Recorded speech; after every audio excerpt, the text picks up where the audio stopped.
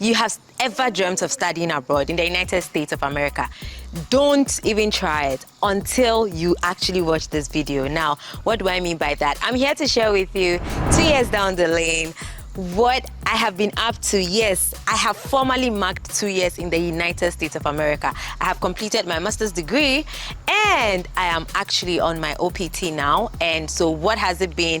Sharing my experiences and what you should look out for. Stay tuned.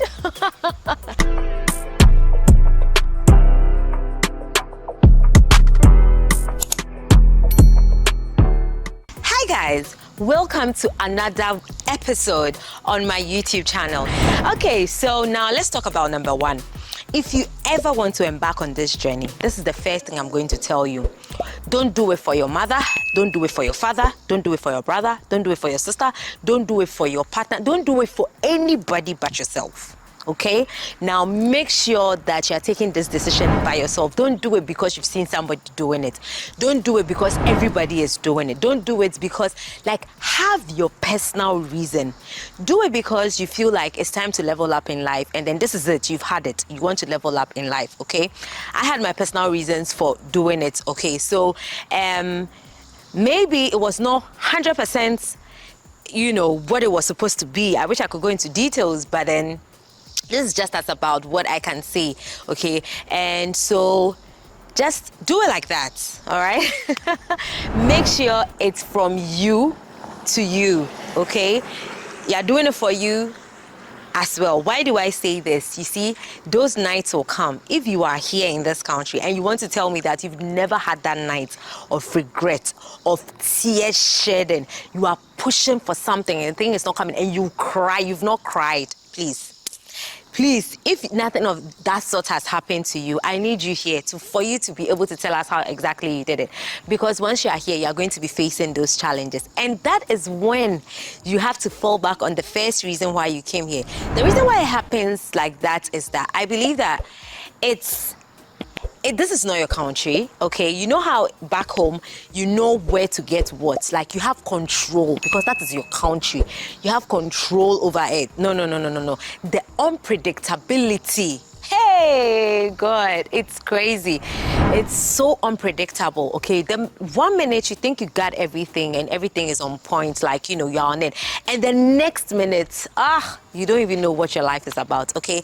So that's one of the things. So make sure, the first thing is that make sure you are doing it for you. So put that at the back of your mind and have a very good reason why you are doing it. Maybe you are facing a career block and you feel like, for me, it was one of the reasons why I actually did this. Like, you feel like you're facing a career block. There's nothing you can really do again.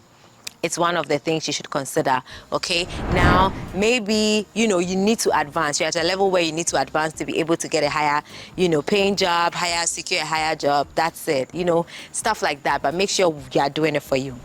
Number two thing that you need to put in your mind, your coconut brain, is that you're going to lose people as you embark on this journey.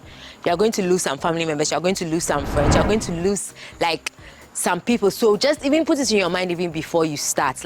It's not everybody that's going to be happy for you, and some can contain it, some can't contain it, and some will have a sense of entitlement. It's a whole lot.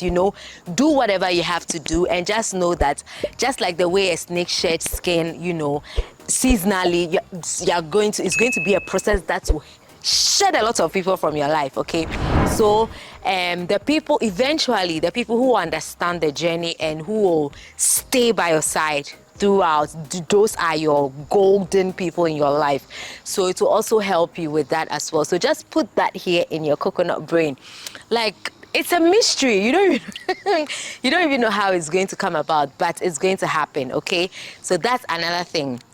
So before you embark on that journey, just put that in your mind. Another thing too is that before you embark on this journey, okay, think about the fact that as you are coming here, you are not a money-making machine for your people back at home, okay? When you were in Ghana, whatever it is that you were doing to support them, that's for those of you who support your families back home.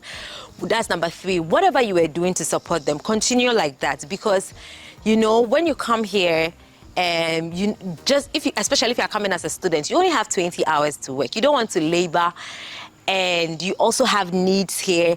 There's this sense of wanting to, you feel like you're here and you're in a better place, so you want to really, really help out down there, to help back at home.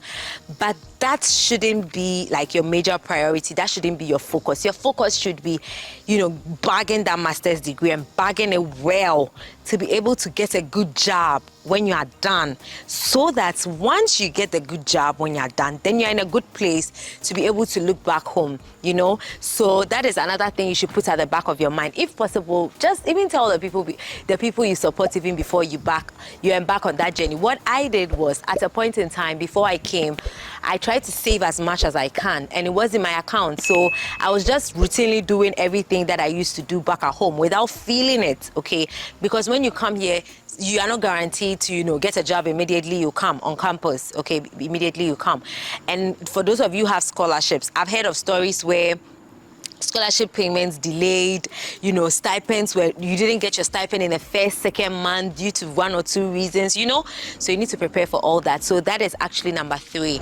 Yes. And number 4 is for, you see those kind of people who you already have jobs, okay, and then it's not like you are rich back home, or you're not rich, but then you were okay, at least at the end of the month you can pay your bills, you can buy your data, you drive your car, you go to work, you live in your apartment. Put this at the back of your mind, that when you are coming, you are going to go back a few steps in life, okay, to be able to sprint back forward, okay?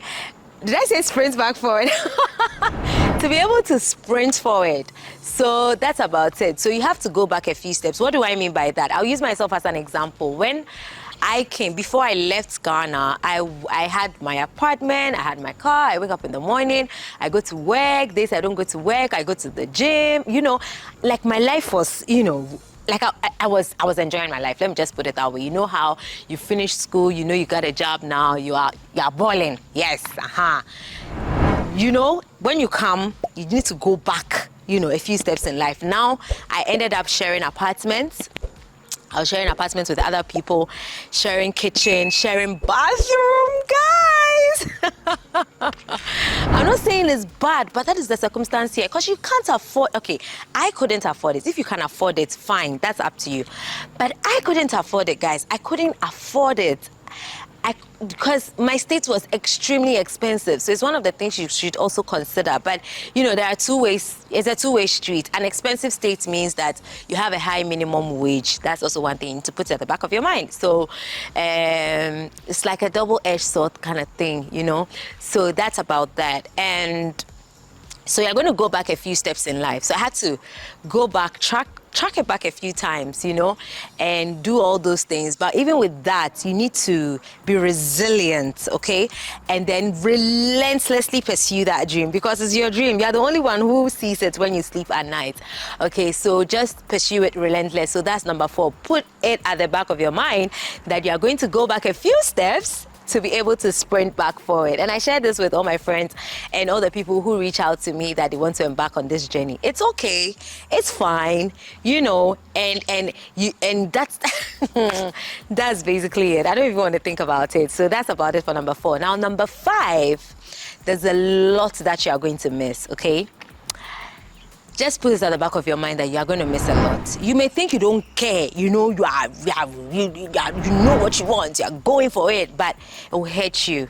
You're going to miss weddings, you're going to miss very important weddings, you're going to miss important events. The most important thing you are going to miss, that sometimes when I think about it, I'm almost crying, the growth of your parents. Like, I went back home in December, I saw my mom at the airport, and I cried.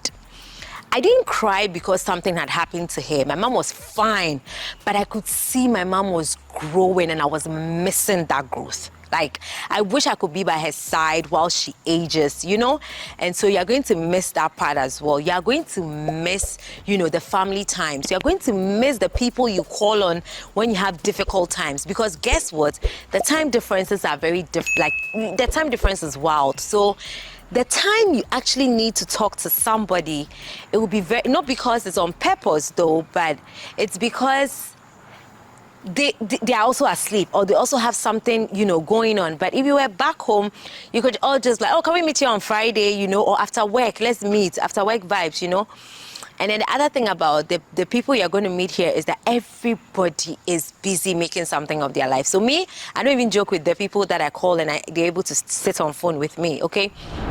So that's about it. So with all these points, now these are the lessons that I have, you know, some of the things that I would like to share with you. And then these are some of the things that you have to do or you have to put in your mind to be able to, you know, overtake or overcome all those things. Okay, so number one thing is that just know that it's your vision and your vision only. It's your dream and your dream only. You are the one who knows the reason why. That was why number one was very, very important.